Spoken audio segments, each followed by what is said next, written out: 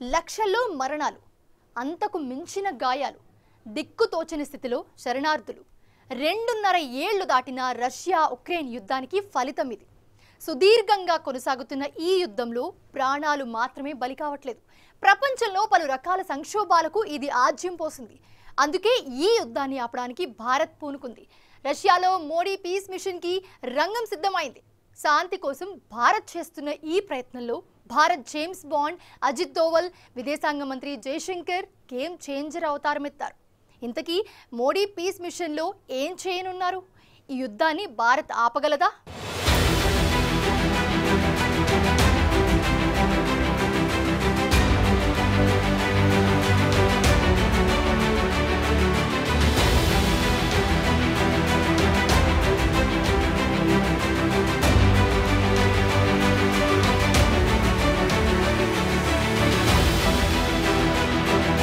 Russia Ukraine యుద్ధం ఇలాగే కొనసాగితే రాబోయే రోజుల్లో మూడో ప్రపంచ యుద్ధాన్ని ఆపడం ఎవరి తరం కాదు. అందుకే ఈ యుద్ధంపై మొదటి నుండి ప్రపంచవ్యాప్తంగా ఆందోళనలు పెరిగాయి. ఇక ఉక్రెయిన్పై రష్యా దాడి మొదలైనప్పటి నుండి భారత వైఖరి అంతర్జాతీయంగా చర్చనీయాంశంగా మారింది. ఒకవైపు అమెరికా, యూరప్ దేశాలు రష్యాను ఒంటరి చెయ్యాలని తీవ్రంగా ప్రయత్నిస్తూ ఉంటే, ఇంకోవైపు రష్యాతో ఇండియా దౌత్య సంబంధాలు మరింత మెరుగ్గా మారుతున్నాయి. భారత ప్రధానిగా మోడీ మూడోసారి గద్దెనెక్కిన తర్వాత మొదటి విదేశీ పర్యటన కూడా రష్యాలోనే జరిగింది. జూలై 8-9 తేదీల్లో మోడీ మాస్కోను సందర్శించినప్పుడు ఉక్రెయిన్లో రష్యా యుద్ధంపై ప్రపంచమంతా మరోసారి చర్చలు ఊపందుకున్నాయి. లక్షలాది మంది ఉక్రేనియన్ సైన్యం పౌరులతో పాటు అటు రష్యా సైన్యం కూడా యుద్ధం చేసే నష్టాన్ని మోడీ పుతిన్కు వివరించాలని విజ్ఞప్తులు వచ్చాయి. అలాగే ఆగస్టు 23న ప్రధాని మోడీ ఉక్రెయిన్ పర్యటనలో కూడా ఇవే విజ్ఞప్తులు వచ్చాయి. శాంతి కోసం మొదటి నుండి ఉక్రెయిన్ అధ్యక్షుడు జెలెన్స్కీ భారత ప్రధాని మోడీని వేడుకుంటూనే ఉన్నారు. అయితే ఇటీవల రష్యా అధ్యక్షుడు పుతిన్ కూడా తాను సంధికి సిద్ధమేనని చెప్పడంతో భారత్ తన పీస్ మిషన్ను ప్రారంభించింది.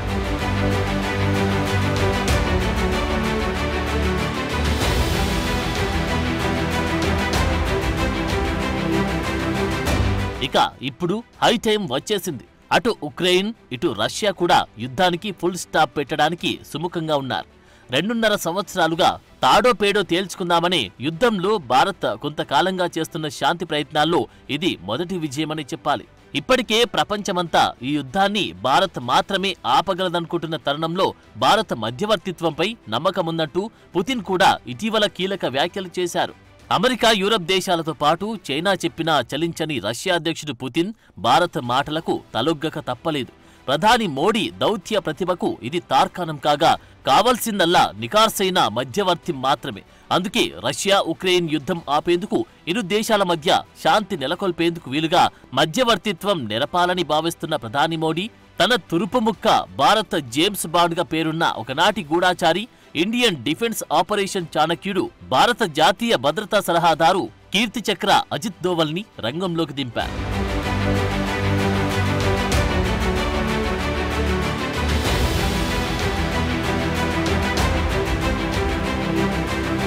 ప్రధాని మోడీ తాజాగా రష్యా ఉక్రెయిన్ దేశాధినేతలతో జరిపిన శాంతి చర్చలపై అంతర్జాతీయంగా సానుకూల స్పందన వ్యక్తమైంది. దౌత్యపరంగా భారత్ వేస్తున్న అడుగులపై చాలా దేశాల నుంచి ప్రశంసలు కూడా వస్తున్నాయి. అంతర్జాతీయంగా భారత ప్రతిష్టను ఈ పరిణామం మరింత పెంచుతుందని కేంద్రం కూడా నమ్ముతోంది. అందుకే రష్యా ఉక్రెయిన్ యుద్ధం ఆపేందుకు అన్ని ప్రయత్నాలు చేస్తున్నట్టు కేంద్ర ప్రభుత్వ వర్గాలు చెబుతున్నాయి. అదే జరిగితే అంతర్జాతీయ శాంతి దూతగా భారత్ నిలిచిపోతుందనే అంచనాలున్నాయి. ఇందులో భాగంగానే జాతీయ భద్రతా సలహాదారు అజిత్ దోవల్ మాస్కోలోని సెయింట్ పీటర్స్బర్గ్లో సెప్టెంబర్ 10-12 తేదీల్లో నిర్వహించిన బ్రిక్స్ ప్లస్ ఉన్నత స్థాయి భద్రతా అధికారుల సమావేశంలో పాల్గొన్నారు. 2024 సంవత్సరానికి బ్రిక్స్ అధ్యక్షుడిగా ఉన్న రష్యా ఈ సమావేశానికి ఆతిథ్యం ఇచ్చింది. బ్రిక్స్ అనేది బ్రెజిల్, రష్యా, భారత్, చైనా, దక్షిణాఫ్రికాతో కూడిన అనధికార సమూహం.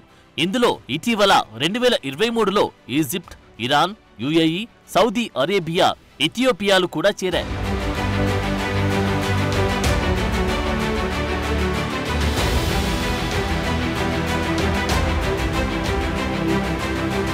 ఇక జూలైలో రష్యా పర్యటన సందర్భంగా ప్రధాని మోడీ, అధ్యక్షుడు పుతిన్ మధ్య యుద్ధంపై కీలక చర్చలు జరిగాయి.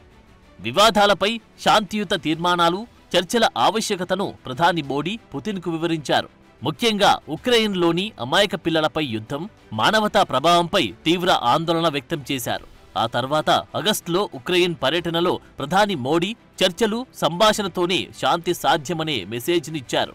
ఇందులో భారతదేశ వైఖరి వివాదాలకు ఏకైక ఆచరణీయ పరిష్కారమని వెల్లడించారు. అయితే పరిస్థితిని చక్కదిద్దడంలో భారత్ పాత్రను ఉక్రేనియన్ ప్రెసిడెంట్ జెలెన్స్కీ కూడా అంగీకరించారు. యుద్ధ పరిష్కారంపై భారత్ చూపే ఆసక్తిని జెలెన్స్కీ ప్రశంసించారు. ఇక మోడీ పీస్ మిషన్లో భాగంగా భారత విదేశాంగ శాఖ మంత్రి ఎస్ జయశంకర్ బెర్లిన్లో మ్యూనిచ్ సెక్యూరిటీ కౌన్సిల్లో పాల్గొంటున్న తరుణంలోనే మాస్కోలో జాతీయ భద్రతా సలహాదారు Ajit Doval plan of action మొదలుపెట్టారు.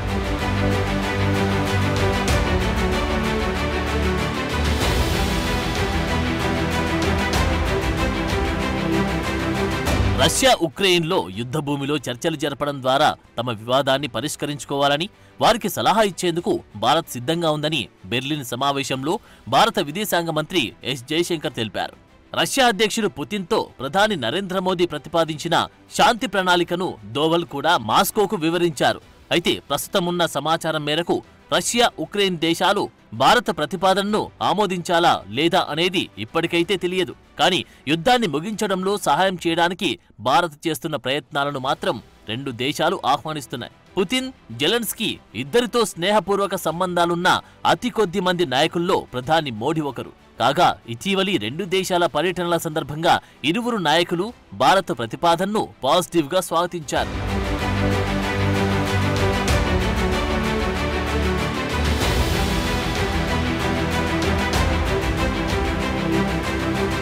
రష్యా అధ్యక్షుడు పుతిన్ ఆగస్టు 5న మాట్లాడుతూ ఉక్రెయిన్ వివాదంపై నిరంతరం సంప్రదింపులు జరుపుతున్న 3 దేశాల్లో భారత్ కూడా ఉందని, ఈ వివాదాన్ని పరిష్కరించడానికి తాము చిత్తశుద్ధితో కృషి చేస్తున్నామని చెప్పారు.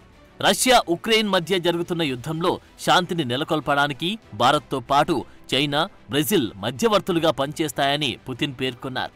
ఇక చర్చలను కొనసాగించాలని ఉక్రెయిన్ కోరుకుంటే నేను కూడా సిద్ధంగానే ఉన్నానని పుతిన్ అన్నట్లు తెలుస్తోంది.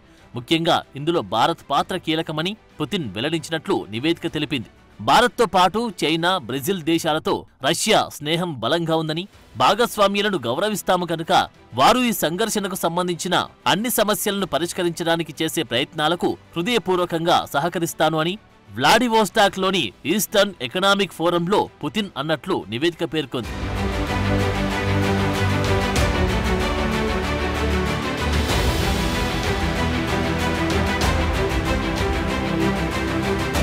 అయితే భారత విదేశాంగ మంత్రి బెర్లిన్లో జర్మన్ విదేశాంగ కార్యాలయ వార్షిక రాయబార్ల సదస్సులో దీనిపై ప్రస్తావించారు. భారత్, గల్ఫ్ సహకార మండలి జీసీసీ విదేశాంగ మంత్రుల సమక్షంలో రష్యన్ విదేశాంగ మంత్రి సెర్గీ లావ్రోవ్తో యుద్ధ ముగింపు కోసం చర్చలు మొదలుపెట్టారు. తర్వాత సౌదీ అరేబియాలోని రియాద్లో జరిగిన సమావేశంలో కూడా దీన్ని ప్రస్తావించినట్టు తెలుస్తోంది. అయితే రెండు దేశాల మధ్య ఉన్న ఈ వివాదం యుద్ధభూమిలో పరిష్కరించబడుతుందని భారత్ భావించడం లేదన్నది మొదటి నుండి ప్రధాని మోడీ చెబుతూనే ఉన్నారు. కానీ ఏదో ఒక దశలో కొంత చర్చలు జరగడం చాలా అవసరమని రెండు దేశాలకు విజ్ఞప్తి చేశారు. ఈ క్రమంలోనే చర్చలు జరిగితే రష్యా, ఉక్రెయిన్లు ఈ చర్చల్లో పాల్గొనాలని మంత్రి జయశంకర్ వెల్లడించారు. ఈ సందర్భంగా రష్యా, ఉక్రెయిన్లో ప్రధాని మోడీ చేసిన పర్యటనలను ప్రస్తావిస్తూ ఇది యుద్ధయుగం కాదు అని మోడీ రష్యా అధ్యక్షుడికి చెప్పిన విషయాన్ని కూడా గుర్తుకు చేశారు.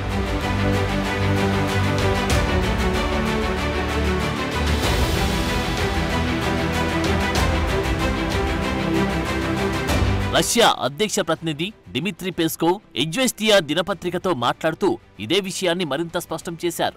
ఉక్రెయిన్పై చర్చను ఏర్పాటు చేయడంలో భారత్ సహాయపడుతుందని అన్నారు. ప్రధాని మోడీ, ప్రెసిడెంట్ పుతిన్ మధ్య అత్యంత నిర్మాణాత్మకమైన స్నేహపూర్వక సంబంధాలను నొక్కి చెప్పిన డిమిత్రీ పుతిన్తో, జెలెన్స్కీతో, అమెరికన్లతో స్వేచ్ఛగా కమ్యూనికేట్ చేసినందువల్ల ఈ వివాదం నుండి డైరెక్ట్ సమాచారాన్ని పొందడంలో భారత ప్రధాని నాయకత్వం వహించగలరని నమ్ముతున్నట్లు చెప్పారు.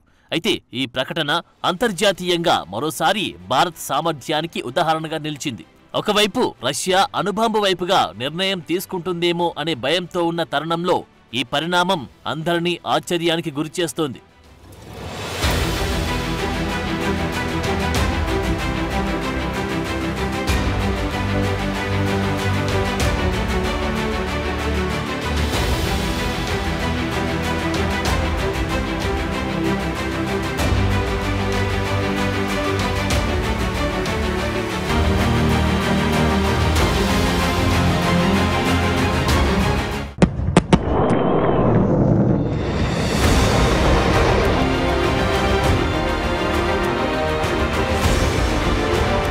ప్రధాని మోదీ తలపెట్టిన శాంతి చర్చలపై అంతర్జాతీయంగా సానుకూల స్పందన వ్యక్తమవుతోంది. ఉక్రెయిన్ వివాదానికి పరిష్కారం కనుగొనడంలో భారతదేశం కీలక పాత్ర పోషించే అవకాశముందని ఇతర ప్రపంచ నాయకులు నమ్ముతున్నారు. ఇటలీ ప్రధాని జార్జియా మెలోనీ ఇటీవల ఉక్రెయిన్ అధ్యక్షుడు జెలెన్స్కీతో జరిపిన చర్చల్లో ఈ మేరకు కీలక వ్యాఖ్యలు చేశారు. వివాదాన్ని పరిష్కరించడంలో చైనా, భారత్ కీలక పాత్ర పోషిస్తాయని తెలిపారు. అయితే రష్యా, ఉక్రెయిన్ మధ్య వివాదానికి సంబంధించి దౌత్యంలో భారత్ తన గేర్ మార్చడం చూసి అమెరికా, పశ్చిమ దేశాలు ఆశ్చర్యపోతున్నాయి. ఉక్రెయిన్ నాటోకు అనుకూలంగా ఉండే విధంగా రష్యా కాల్పుల విరమణ చేయడం కోసం భారత్ ముందుకు రావాలని పశ్చిమ దేశాలు, అమెరికా కోరుకుంటున్నాయి. అయితే భారత్ దానికి సిద్ధంగా లేదు. రెండు దేశాలు సంధి చేసుకోవటంలో భారత్ నిజాయితీ గల మోడరేట్ పాత్ర పోషిస్తుందని ఇప్పటికే స్పష్టం చేసింది. ఇదే విషయాన్ని జాతీయ భద్రతా సలహాదారు అజిత్ దోవల్ రష్యన్ ప్రెసిడెంట్ కి విన్నవించినట్లు తెలుస్తోంది.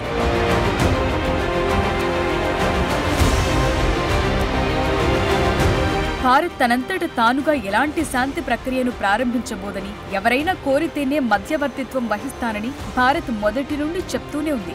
ఇరుపక్షాలు చొరవ తీసుకుంటేనే శాంతిని శాశ్వతంగా కొనసాగించడం సాధ్యమవుతుందని ప్రధాని మోదీ కూడా ఇరు దేశాల అధ్యక్షులకు స్పష్టం చేశారు. కాబట్టి భారత్ మధ్యవర్తిత్వ పాత్ర పోషించాలంటే ఉక్రెయిన్ అధ్యక్షుడు జెలెన్స్కీ కూడా అంగీకరించడం ముఖ్యం. ఇక ఇరువురు ఒప్పుకుంటే శాంతి శిఖరాగ్ర సమావేశానికి ఆతిథ్యం ఇవ్వటానికి భారత్ రెడీగా ఉంటుందని ఇటీవల ప్రధాని మోదీ స్పష్టం చేశారు. ఈ సమస్యపై మోదీ మధ్యవర్తిత్వం వహించడంపై నిర్దిష్ట ప్రణాళికలు లేవు. అయితే ఇప్పటికైతే శాంతి చర్చలు మొదలైనట్లే అనుకోవాలి. అయితే ఇప్పటి వరకు చర్చలకు ఎలాంటి ముందస్తు షరతులు రూపొందించలేదు గనుక ముందు వాటికి సంబంధించి కసరత్తు చేయాల్సి ఉంది. ఇందులో భాగంగానే ఇటీవల మోదీ ఉక్రెయిన్ను సందర్శించిన సమయంలో ఉక్రెయిన్, రష్యా రెండూ కలిసి యుద్ధానికి ఫుల్ స్టాప్ పెట్టడానికి ఎక్కువ సమయం వృధా చేయొద్దని అన్నట్టు తెలుస్తోంది. ఇప్పుడు ఇదే విషయాన్ని అజిత్ దోవల్ రష్యా అధ్యక్షుడు పుతిన్ కు చెప్పి ఒప్పించాల్సి ఉంది.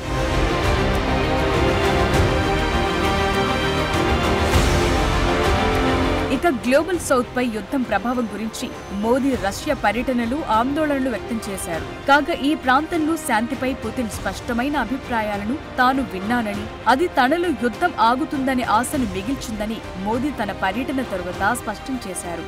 మరోవైపు పుతిన్ను మోదీ ఆలింగనం చేసుకోవటంపై ఉక్రెయిన్, యుఎస్ నుండి విమర్శలు వచ్చిన తర్వాత ఉక్రెయిన్ పర్యటనలో అధ్యక్షుడు జెలెన్స్కీని కూడా కౌగిలించుకోవటం చర్చను లేవనెత్తింది. ఈ సంజ్ఞ ఖచ్చితంగా శాంతి ప్రయత్నాలకు మార్గం వేస్తుందని అంతా నమ్మటం మొదలుపెట్టారు. దీనికి తోడు మోదీ రష్యా పర్యటనలో ఉన్నప్పుడు పుతిన్తో స్పష్టమైన అభిప్రాయాలను పంచుకున్నారు. మానవత్వంపై విశ్వాసమున్న ప్రతి వ్యక్తికి ప్రజలు చనిపోయినప్పుడు, ముఖ్యంగా అమాయక పిల్లలు చనిపోయినప్పుడు బాధను అనుభవిస్తారని, అలాంటి బాధను అనుభవించినప్పుడు గుండె చలిస్తుందని, అందుకే ఈ సమస్యకు ముగింపు పలకాలని పుతిన్తో మోదీ చెప్పినట్లు తెలుస్తోంది. ఈ మాటలు ప్రధాని మోదీ పీస్ మిషన్ కు పాదులు వేశాయి.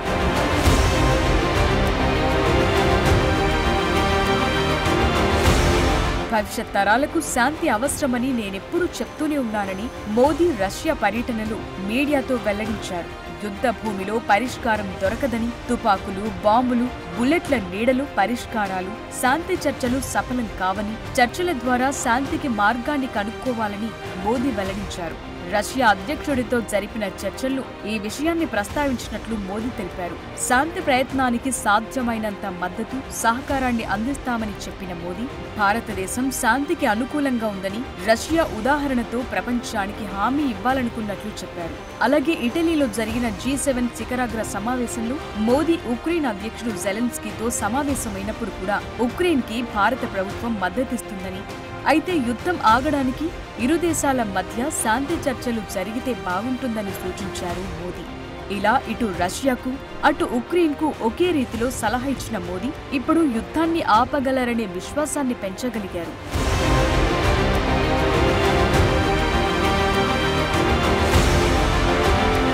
నిజానికి ఉక్రెయిన్లో యుద్ధాన్ని భారత్ ఆపగలదనే టాక్ ఎప్పటి నుండో ఉంది. మోదీ దీన్ని సాధించగలరనే ప్రచారం కూడా ఉంది. యుద్ధం ప్రారంభంలో భారతీయ విద్యార్థులను ఉక్రెయిన్ నుండి తరలించడానికి మోదీ చేసిన ప్రయత్నాలు సఫలమైనప్పటి నుండి ఈ అభిప్రాయాలొచ్చాయి. కొన్ని గంటల పాటు ఆగిన రష్యా షెల్లింగ్స్ వల్ల భారతీయ విద్యార్థులందరినీ మోదీ స్వదేశానికి తీసుకురాగలిగారు. ఇది మోదీ దౌత్య విజయాల్లో కీలకమైందిగా మారింది. ఇదే అప్పటి నుండి ప్రధాని మోదీ యుద్ధాన్ని పూర్తిగా ఆపగలరనే భావనను పెంచింది. ఇక అలీన సిద్ధాంతానికి కట్టుబడిన భారత్ సూత్రం ప్రకారమే మోదీ ప్రణాళికలు కూడా ఉన్నాయి. దశాబ్దాల భారత విదేశాంగ విధానంతో శత్రువుకి శత్రువు మిత్రుడన్న తీరులో కాకుండా శత్రువైనా మిత్రుడైనా ప్రపంచ శాంతిని కోరుకోవాలనే తీరులో భారత్ దౌత్యాన్ని నడుపుతోంది. ఇకిప్పుడు మొండి ఘటనపై రష్యా అధ్యక్షుడిని ఒప్పించి శాంతికి మార్గాలు వేయటంతో ప్రధాని మోదీ పీస్ మిషన్ ప్రపంచ దేశాలకు మార్గదర్శకమవుతుందనటంలో సందేహం లేదు.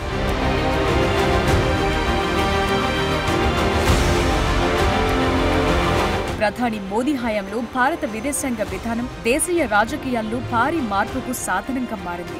ఒక విధంగా మోదీ మూడో టర్మ్ విజయానికి కూడా కారణమయ్యిందనటంలో సందేహం లేదు.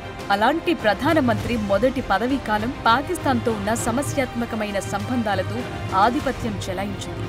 2019లో తన రెండో ఎన్నికల ప్రయత్నంలో చైనాతో జరిగిన సైనిక ఘర్షణ తరువాత భారీ మెజార్టీతో గెలిచారు. ఇక మూడో టర్మ్లో రష్యా యుద్ధాన్ని ఆపగలిగితే అది మోదీని మరింత ఎత్తులో నిలబెడుతుంది. ఉక్రెయిన్లో రష్యా యుద్ధాన్ని ఇప్పటికీ ఖండించని చైనా మినహా భారతదేశం మాత్రమే ఈ యుద్ధాన్ని ఆపగల ప్రధాన దేశంగా ప్రపంచమంతా భావిస్తోంది. కనుక ఈ తరుణంలో ప్రధాని మోదీ ఈ యుద్ధాన్ని ఆపగలిగితే పాశ్చాత్య దేశాల్లో కూడా మోదీ పీస్ మిషన్కి ప్రశంసలందుతాయి. ఈ విజయంతో ప్రధాని మోదీకి నోబెల్ శాంతి బహుమతి దక్కుతుందనే అభిప్రాయాలొస్తున్నాయి.